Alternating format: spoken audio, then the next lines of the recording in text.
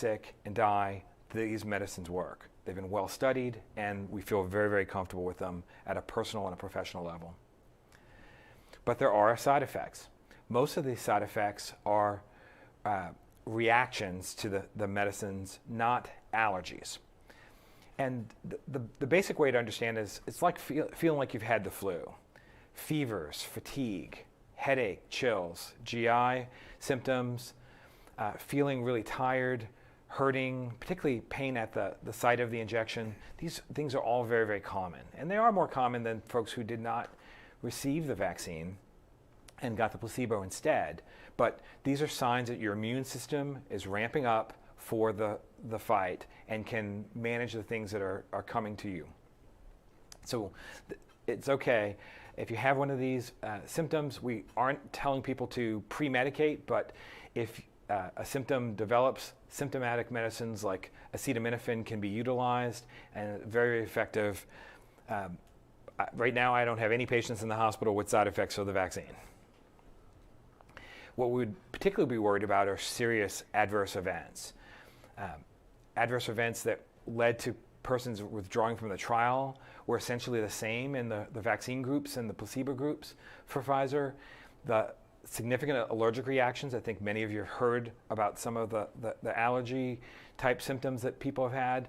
Those are, again, very similar for the patients who receive the vaccine versus those who receive the placebo. There are new vaccines that are coming to availability very, very soon. In the last 24 hours, Johnson & Johnson and Novavax have both made announcements of their trials. Johnson & Johnson was today. It announced 47,000 participants. It was done in a variety of countries across the globe. They have not yet published their data. They've just given a press release. The interesting thing about the Johnson & Johnson vaccine is that it's a single shot. And the logistics of the first and then the second, 3 weeks or a month later, become significantly less complicated. And additionally, there are storage benefits to the Johnson & Johnson vaccines compared to the others. Well, it works differently. Instead of the mRNA and your body using instructions to tell the immune system to get ready for the fight, the Johnson & Johnson vaccine used essentially a cold virus, the adenovirus, and it put the instructions inside. And again, this is a type of a vaccine that cannot give you the COVID illness itself, and it was fairly effective. 66% effective in moderate to severe COVID-19, 72% effective in the US. And it was highly effective against the most severe disease that leads to hospitalization and death. This is exciting. And had we not heard about the 94 and 95% in the other vaccines that are now available, Johnson & Johnson's vaccine would be exciting news and cause for celebration. Additionally, Novavax has also made an announcement of a slightly smaller study that was done predominantly in the UK. They've done other studies in South Africa, but again, not yet published, just made announcements, and they're using the delivery of the protein itself. The other vaccines are trying to teach your body to recognize the spike protein. The Novavax technology actually delivers that spike protein, and the body can then identify this is a problem, we need to launch an immune response. It has also been fairly effective, 89% effective, mild, moderate, and severe disease. It was slightly less effective in the newer strains that we're seeing that have developed in the UK compared to the original. 95% effective in the original, 85% effective in the UK strain.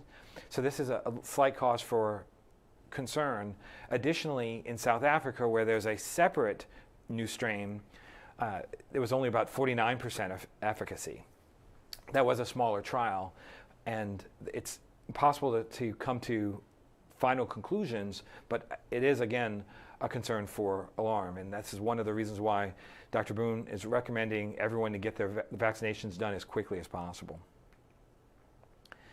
There are individuals who do get the severe allergies, And again, this is something that's of great concern. There's been a lot of discussion in the national press about the severe allergic reactions, but they are rare. And the majority of them have happened within 15 or 30 minutes of the delivery of the vaccine. So what we're recommending is that individuals wait and are observed in the vaccination location for a little while to make sure that everything's okay. There are fairly easy to administer treatments, antihistamines, which are essentially over the counter. We can use those also by vein. And EpiPen for those individuals who already have severe allergies are available. Again, there have been 0 fatalities that have been definitively connected to severe allergic reactions of the COVID vaccines. There are individuals who have to have precautions. If you have a history of allergies, those are the individuals that have concern. And by allergies, we don't mean that you've got the allergic rhinitis, the common sniffles that everyone in Houston seems to have. But these are individuals who have documented allergies to medicines or to food. In this particular case, specifically to vaccines, if you've had anaphylaxis at all, 33% of the patients who've had difficulties had a history of anaphylaxis, and many of them already had the EpiPen and the medications on their person because they were aware of this. So if you have a history of allergies to any vaccines, or you've had an allergy to the first dose of COVID, a severe allergy, not the headaches, not the fevers, not the I feel bads, but an allergy, an allergic reaction that requires treatment in a medical facility, those are individuals that we may choose not to vaccinate a second time. At the end, what's the bottom line? The risk-benefit is very, very clear. If you live in the United States, the risk of contracting COVID is significant. It's not 0, but the concerns around long-term complications are about 1 to 2%. You have about 100. If you get sick, about 1 in 100 will get hospitalized. 1 in 1,000 will die. 1 in 100 will be hospitalized. 1 in 1,000 will die. These risks are significant, and they're cause for alarm. These are the people that we see in the hospital all the time. The vaccine risks, while common, they're very, very mild. The anaphylaxis risk is very, very small. There could be other rare side effects. We'll have to wait and see. There's not enough information. But so far, no deaths have definitively been linked to the vaccination efforts. Thank you, Dr. Boom and Dr. Narcisse. We really appreciate that. I want to take a few minutes. So many of you were kind enough to send in your questions that you had, which is really a big focus that we have today. And I want to let everyone know that I personally have read every single question that has been emailed. And as we went through the presentations this morning, I'm hopeful that a lot of your questions were answered. But I'd like to take a little bit of time right now to ask Dr. Boom and Dr. Narcisse some of the questions that still remain that I hope will answer any additional questions. I also know that we've been busy on the chat during the conversation this morning, and so hopefully some of the things that have come up will also be addressed in the next 20 minutes or so. So I'd like to start, Dr. Narcisse and Dr. Boom, I know you, Dr. Narcisse, mentioned that you've been vaccinated. Dr. Boom, have you been vaccinated? And to both of you, I'm curious to know, did you have any side effects? Sure, I guess I'll start. Yes, I've been vaccinated as well. I waited for about 8,000 plus of our frontline workers to get vaccinated first, but then frankly wanted to lead by example. I am a physician also, so I see patients, and actually did one of our vaccination events a couple weeks ago and personally vaccinated a lot of people, which was incredibly rewarding to see the joy on people's faces as we helped them with that. I had a sore arm the first time, mildly. It wasn't a big deal at all. It was really no different than my flu shot a couple months ago. And I had a sore arm the second time. I mean, to be honest, a couple of us around, my chief scientific officer and I, others, we're honestly joking around a little bit. We'd have rather had more side effects because we know the vaccine's working for sure. But really very mild. It was no big deal. I will say across our vast experience now, we're seeing mild flu-like issues. Second dose is a little tougher than the first dose typically if people have issues, but it's frankly the vast majority say, hey, this has been really no big deal. Dr. Narcisse? The same. I had a sore arm for a few days. Nothing that's out of the ordinary for getting my regular influenza vaccine or tetanus vaccine or any of the other things. Thanks very much. I appreciate it. Dr. Boom, I have a question for you. Not everyone has a primary care physician that they see regularly. So people are curious to know, how are vaccines being distributed if you don't have a primary care physician? What are the steps that one should go through to make sure they're vaccinated? Sure, that's a great question, and we've worked very hard to have a whole bunch of approaches to make sure that we can reach as much of the population as possible. So what we did after focusing on 1A individuals, and keep in mind, we still, based on prioritization, are told by the state, rightly so, if you have a 1A individual, you need to put them up in the front of the line. And so as we identify more people in the 1A category, they continue to be vaccinated. But we quickly moved to patients, and our medical and scientific committee really took a close look at how best to do that and decided, at least for the first step, we're going to focus on 75 and up individuals. The reason for that is because that's the highest risk group of death on aggregate. And as we looked across our databases alone, we had about 120,000 individuals identified through that.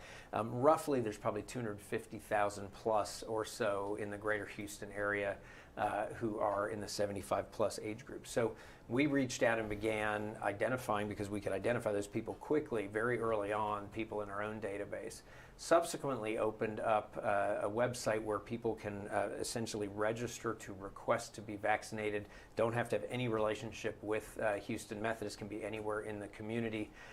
We have opened that up on a couple occasions. Each time we do, very quickly we'll get 20,000 people sign up in a very short period of time. And remember, we get about, now, it was less before, but right now we're getting about 12,700 Pfizer doses. We can get a few extra out of the vials, but it's no more than about 15,000 people a week. So we'll get signups that are well more than that each week we do. So we opened up those links again at the beginning of this week, had another 20,000 people sign up. We're getting a little more vaccine just as a 1 week phenomenon. Next week, particularly in the Woodlands and in Sugar Land, so Fort Bend County and Montgomery County allocations, and are opening the site up again to get more people signed up there. So continue to follow our site, continue to work through the DSHS site. That's the statewide site that lists all of the hubs around all of Texas, and then you can find links to each of those hubs, so you can follow each of those opportunities to be vaccinated as well. There are 13 different hubs in the greater Houston area now. It started with 3 the first week, then 12, then this week now there are 13. There may be more next week, I don't know yet. And so there are a lot of places to get vaccinated, but again, still far less vaccine supply than we'd like there to be. Thank you. That's very helpful. Dr. Narcisse, I know you touched on this a little bit before, but I think it's definitely worth touching on one more time. So I'd like to ask you, if you've had COVID, should you get the vaccine? This is a two-part question. And the second part of the question is, if you suffer from allergies to medications or have any other issues, should you get vaccinated? So it's the answer is in development, but I think it's very, very clear to date that some individuals will have mild COVID infections, others will have more severe COVID infections. And it may be that depending on how much of a COVID infection you've had, you may have a different immune response. And so that seems to be different from person to person, and as a result, not quite as reliable. The vaccines that are currently available have been very, very well studied, well vetted. I think we feel very, very comfortable in understanding what is the magnitude of the immune response in individuals. And as a result, we are recommending that individuals who have had a COVID infection still get the COVID vaccine. Even if you've had the infection, you should still get the vaccine, unless you're one of the groups that has a contraindication, as we discussed before. And in fact, and just to kick in there, talking to our head of infectious disease, you literally just wait till the day you're asymptomatic and you're already eligible to get vaccinated after you've had a COVID infection. The only thing that would throw a wrench in the works is if you had been hospitalized and received convalescent plasma or a monoclonal antibody therapy or something like that. You'd know if you'd gotten that. Otherwise, by all means, you should get vaccinated. Perfect, thank you. Dr. Boom, I'd like to go back to how you mentioned during your presentation that it's necessary for us to still wear a mask. even after we're vaccinated. But the why behind it, why do we need to? Because someone asked in the chat, if we don't wear a mask during flu season and we're vaccinated for the flu, then why do we need to wear a mask after we're vaccinated for COVID-19? No, that's a great question. Well, let me tackle the flu one first. We may see that change. I will tell you, this year we have had, almost zero flu infections in the United States. It's been absurdly low. We saw the same thing in the Southern Hemisphere last summer. So in other words, physical distancing, wearing a mask, we can pretty much extinguish the flu plus vaccinations by doing that. So we may see some behavioral changes happen in the future. So masks work. We know they work. Let's think through a population. Right now, the population of Texas, about 1 in 6 people has received vaccine. Now, some of those received it yesterday, so they're not even immune. But let's even assume that all of them are immune already. And we know maybe 20% of people have had the infection, and they'll have some immunity. It may, as Dr. Narcisse talked about, not be durable immunity. The only way we know for sure they're going to get durable immunity is through the vaccines and maybe some boosters in the future that we do. So you're still talking about 2/3 of the population at least, who have never seen this virus before. And so we have to protect each other, and we have to prevent the virus from moving around the population. At some point, if we can achieve herd immunity and really bring this out of out of the system, we can return to not wearing a mask. But until then, those are still the best strategy we have to prevent this from going around.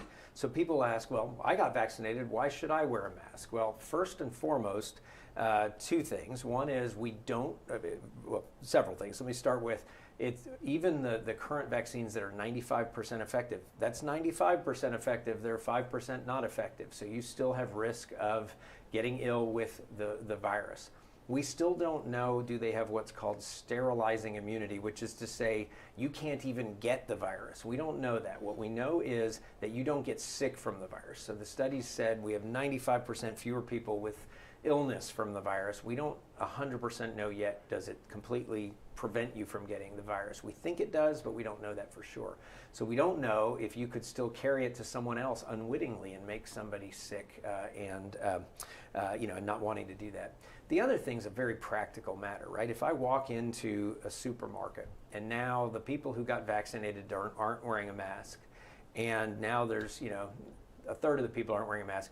Frankly, I don't know, are you the safest person next to me because you've been vaccinated, or are you the least safe person next to me because you are somebody who's flaunting the recommendations to be masked and probably flaunting a lot of recommendations as well? So from a pure practical basis, it's just not possible. So everybody should understand and expect it will be months and months and months of wearing a mask still while we get the population vaccinated and really change the course of this disease. So just to clarify, if you've received the vaccine and you can still get COVID, if you get COVID, will you probably have a milder case? That was a question that came No, up. it's a great question.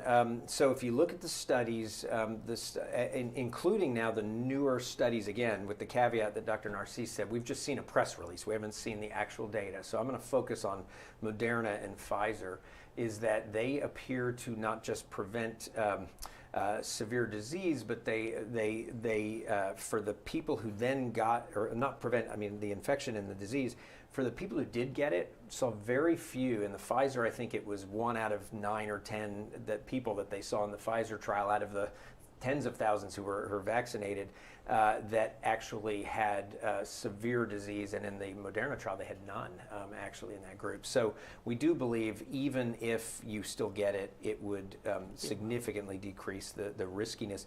And this initial press release data on Johnson & Johnson looks like, although it may only be in the mid-70s effective at preventing disease at all, the rest of the people who did get it look to have very mild disease. And so that's very similar to the flu shot. We know the flu shot every year doesn't prevent every case of flu, but if you get it, you probably have, and you do get the flu, you probably have a milder case of the flu. Thank you.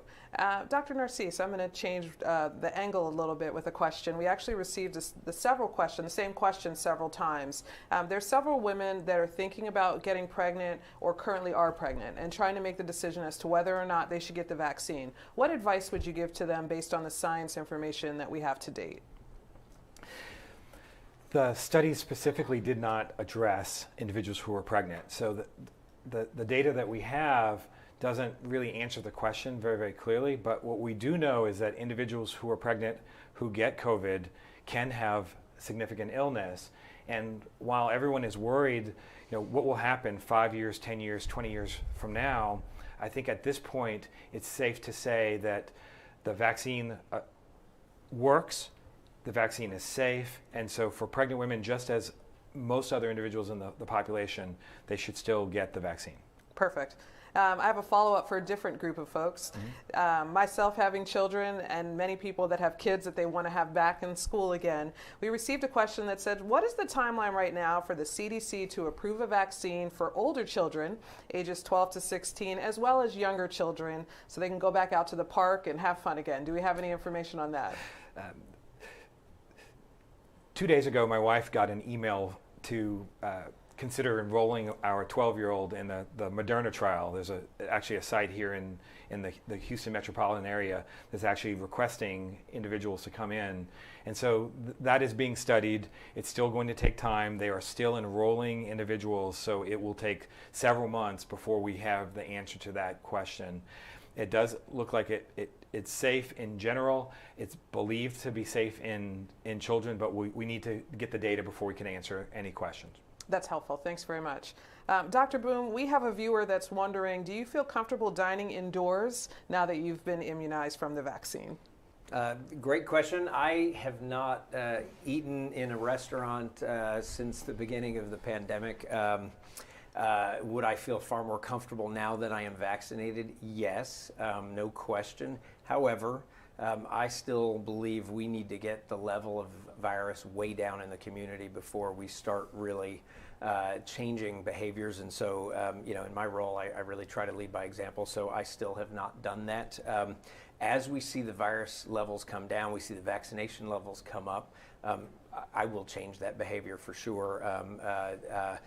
But I think a key message, again, is the vaccine's not this golden ticket that suddenly you go do everything like it was. I think out of respect for everyone else, out of the fact that we are a community, I think it is one step along the way to get, to getting back to normal.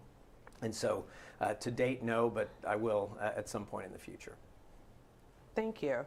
Dr. Narcisse, trust has been an issue that's come up in the community with the speed that the vaccine has come out, as well as many communities of color. So I'd like to ask a couple questions, if you don't mind, around that subject. The first question that we received is, I've read it normally takes 10 to 15 years to develop a vaccine. How can we trust a vaccine that was developed in less than a year? And I'll ask a follow-up after that. Sure. Well, this was a remarkable effort. I think that this is one of those things that we'll look back as my father talked about going to the moon, that the development of these vaccines is a tremendous advancement for all of humankind. But they were developed very, very quickly. Should this be a concern? The answer is no. The technology that is in these vaccines were developed initially in response to other vaccine outbreaks. You might remember approximately a decade ago, SARS and MERS, and those are close cousins of the coronavirus that is causing COVID-19. And so people were working on the technology as far back as that would work here. And so it's like you've already built the car. You've already gassed the car up. So these things were in place in advance, pre-stage if you would have it. And then once we understood the genetics of the coronavirus, initially out of China, scientists were able to take that genetic information and plug it into the car just like you would download a GPS map into the car. So the last thing that was necessary was the GPS map, and then we're off on our way. So yes, this was faster than other vaccines. This was tremendous, but it wasn't motivated by individuals with untoward concerns. I think that it's safe. The science has been well vetted. The first slide I showed you was from our medical journals. Many of the scientists around the world have had transparent access to all of the information. So I think that there's reason from the science to develop trust in the process. Perfect. And I'd like to add on just a little, which is, you know, this rapidity and this ability is going to be tremendously good news going forward, because as we're looking at these new variants that are emerging, it looks like the UK variant, which spreads more easily, probably is covered as well by these two vaccines. But emerging data really suggests that the South African variant that we're seeing right now, that may not be the case. We saw these two new vaccines that are coming out where they're seeing different results in South Africa, so that may imply that that's the case. With the Pfizer Moderna, as they've been studying it, there's at least one study that suggests the neutralizing antibodies are not quite at the same level, although that doesn't necessarily say they won't be as effective. We just don't know yet. But the bottom line is their ability to rapidly say, okay, now the virus is mutated, we need to tweak the mRNA piece that goes into the vaccine and now create booster shots and adjustments over time is going to be very rapid. So it's quite possible we're going to see a situation very much like the flu, where every year we're getting an adapted vaccine because we're seeing new strains emerge. And I think this technology may allow us to do that very effectively and very rapidly. And very importantly, as Dr. Narcisse said, while the end piece was quick this year, there's been years and years, if not decades, of research kind of building to that point.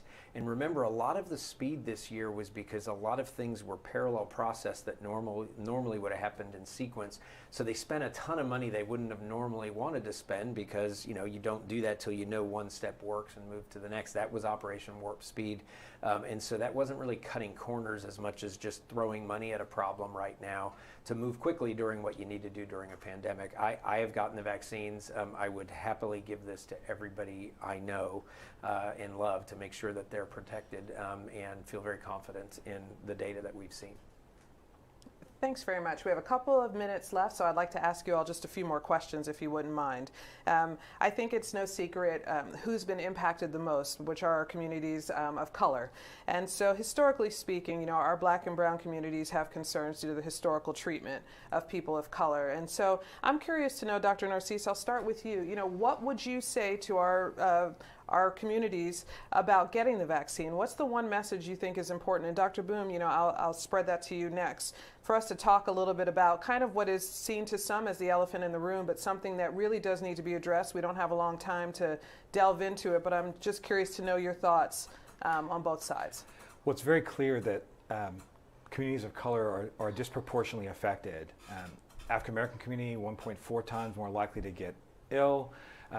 More than 2.8 times more likely to die of coronavirus complications. So these communities are at particular risk, but there is a sense of decreased trust. This trust is a long-standing problem, and it goes back as far as one could. In my own family, my grandmother tells a story before she died of being a young woman who had appendicitis and went to a hospital that said no, she could not get her operation there because of the color of her skin. She actually followed a boy to Tuskegee, Alabama in the Army and got married. That's where my mother was born.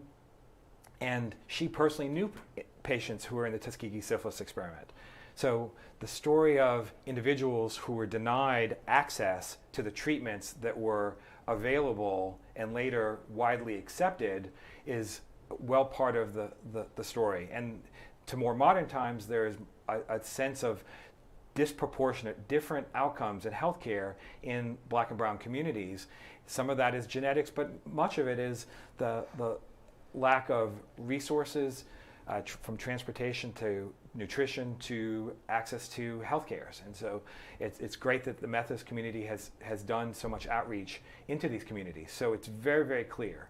If you're a person of color, then you're at increased risk of getting sick, you're at increased risk of dying, and you're in the group that would potentially benefit from the vaccine. So in my family, I'm telling all of my family members that they should get vaccinated. My family is in the process of doing that. Thank you. And Dr. Boom, do you have anything to follow for that? Yeah, COVID has been, in one way, one of the great equalizers, right? Any human being anywhere on the planet can get this terrible illness. And then it has also at the same time exposed such vulnerabilities and such inequities that happen in healthcare, what we oftentimes in healthcare refer to as social determinants of health. Poverty levels, the color of your skin, the neighborhood you live in, the access to healthcare that Dr. Narcisse talks about. And those are great tragedies, quite honestly. And to me, one of the great tragedies of COVID has been on the front end and throughout the disproportionate impact on people of color. And I really worry about the same disproportionate impact and really the back end tragedy of potentially people of color because of hesitancy or because of problems with distribution into communities suffering at disproportionate levels on the back end. So that's what we together have to work to fight. And so we've been very purposeful, very intentional as we look at these sign-up processes, as we work on how to get the vaccine distributed, as we work with many of our partners in the community like federally qualified health centers, as we work with specific churches and communities. We're really working hard to make sure that we can distribute and get vaccine into every single community everywhere at equitable, equal levels so we can bring down this pandemic together and not have any of those inequities exposed. To be honest, it's hard work. The issues Dr. Narcisse talked about hesitancy and about distrust are very real and understandable. I mean, the tragedies of things like the Tuskegee, the abhorrent nature of things like that are a history that we can't change in healthcare, unfortunately, and we're all living with the consequences of that today. And so anything we can do to work with people in every community to encourage vaccination, I think, benefits everybody. And so we will continue to make sure that we're driving towards that together as a community and as an institution. Thanks very much. And these are conversations that we will continue to have as we move forward, not just with COVID, but healthcare in general. We have time for one more question that I'd like to pose to Dr. Boom. Dr. Boom, I've received more probably than a dozen questions for the town hall today for people that have pre-existing health conditions. And so they're wondering whether or not to get the vaccine. So as we close today, what advice would you give to people that have pre-existing health conditions that are curious to know what should I do when it comes time for me to get vaccinated? Sure. And I think a lot of those questions have to do with, hey, I'm on this set of medications or I have this specific issue, and how that might impact somebody's both desirability of getting a vaccine, safety of getting a vaccine, should they get a vaccine. Almost always the answer is going to be even more so you should get the vaccine if you have certain predisposing factors, risk factors, meds you're on. But, it is something I would encourage everybody to talk about with their physicians. Obviously, if they're on drugs like that, they've got a clinical relationship somewhere, somebody who's prescribing those drugs. Discuss that with those individuals. But again, the vast majority of time, the answer is going to be absolutely. In fact, you should be, towards the front of the line, not the back of the line from getting vaccinated if you do have many of those detailed health issues, whether drugs or conditions that you have. Thanks very much, and I think Dr. Boom will turn it over to you for the close this morning. Well, thank you, Ariane. Thank you, Dr. Narcisse. I appreciate both of you being with us today and bringing your expertise to bear and having a great dialogue here. I want to thank all of you for joining us. Really, information, apolitical, fact-based medical and scientific information really is the answer to how we get out of this pandemic. And these vaccines, as Dr. Narcisse said, are a triumph of medical science and something we should be celebrating. And I agree with you. We're going to be celebrating them just like we celebrated putting somebody on the moon, 50 years ago, 60 years ago, whatever that was now. I'm messing up my math, 50. But we will celebrate that, I think, for decades to come. And I have no doubt the technologies we're seeing are probably going to be platform technologies for many future advances, whether vaccines or perhaps cancer therapies or other things in the future.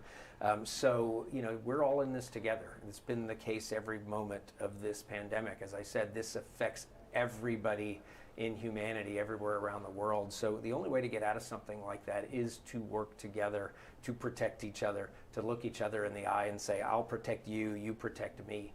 And that's what vaccines are. They're the ultimate symbol, I think, of love and respect for the rest of humanity, because while you protect yourself, at the very same time you protect many others, including sometimes some people who can't take a vaccine because of health issues they may have or some of the allergic history they may have, etc. And so I urge everybody to do that. I urge everybody to continue to follow all the advice about bringing this curve down through wearing a mask, through avoiding unnecessary social situations, through physical distancing and all the things that we know work. You know, the hope is there, the light at the end of the tunnel is there, but we've got a long way to go, and we're frankly in a little bit of a race with some of these mutations where we want to make sure we bring the viral load down, because every time you've got more people with virus, it's another chance to have more mutations. So the more we can bring these curves down, the fewer mutations we'll see, the quicker we'll start emerging into something that will be a new normal, and one heck of a lot better than this last year that we've all experienced. So thank you all for being here. God bless each of you, and stay safe.